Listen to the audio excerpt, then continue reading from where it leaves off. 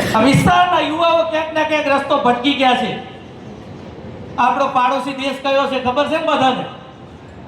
કયો છે? પાકિસ્તાનનો યુવા જ્યારે રસ્તો ભટકે એટલે એ આતંકવાદી બને, અને આ ભારત દેશનો આપણા વિસ્તારનો જ્યારે નાગરિક રસ્તો ભટકે એટલે એ કોંગ્રેસી બને.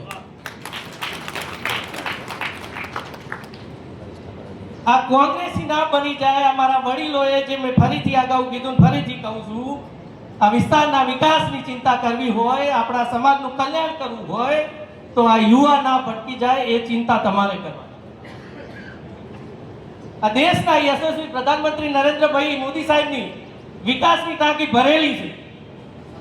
એ વિકાસના ચોકી આપણે અહીંયા સુધી વિકાસ કેટલો કરવો, એની ચેનલ કેટલી બનાવી એ તમારા હાથમાં છે.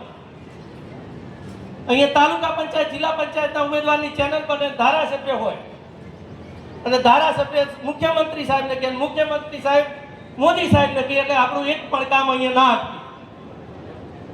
આ પાણીની ટાંકી ભરેલી છે મોદી સાહેબની, એની અંદર પાઇપલાઇન આપણા ભૂપેન્દ્રભાઈ પટેલ સાહેબે ગોઠવી દીધી છે, અને પાઇપલાઇનમાં નળ ગોઠવવાની જવાબદારી તમારી છે.